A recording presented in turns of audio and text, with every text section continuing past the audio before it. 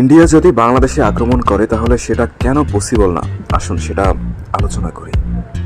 আপনি যদি বাংলাদেশের ম্যাপের দিকে তাকান তাহলে আপনি দেখবেন সিলেট বিভাগের মাঝখান দিয়ে বয়ে গেছে সুরমা ও কুশিয়ারা।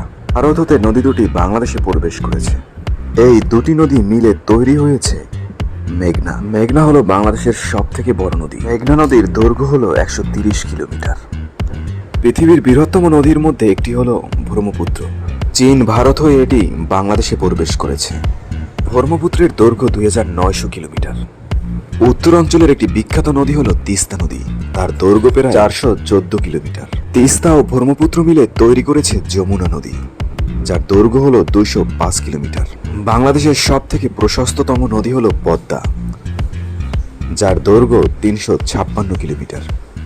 ম্যাপের এই পাশটাতে তাকালে দেখা যায় চিটাগাং এর পাশে অবতীর্ণ কর্ণফুলী নদী, যার দৈর্ঘ্য 270 কিলোমিটার। পাশ দিয়ে চলে গেছে বঙ্গোপসাগর। ম্যাপের দিকে তাকালে দেখা যায় বাংলাদেশ নদীর উপরে ভেসে আছে। এই কখনোই ইন্ডিয়া যুদ্ধের মঞ্চে বাংলাদেশকে আমন্ত্রণ জানাবে না, কারণ বাংলাদেশ নদীমাতৃক দেশ হওয়ার কারণে চারদিকে ছড়িয়ে ছিটিয়ে রয়েছে অনেক নদী। তাই বাংলাদেশি সৈনিকদের সাথে ভারতের সৈনিক কখনোই বেড়ে উঠে। এক কথায় বলা যায় ভারত কখনোই বাংলাদেশের আভ্যন্তরীণ ভূমিগুলো দখল দিতে পারবে না, যার কারণে বাংলাদেশ কখনোই ইন্ডিয়া দখলে নিতে পারবে না।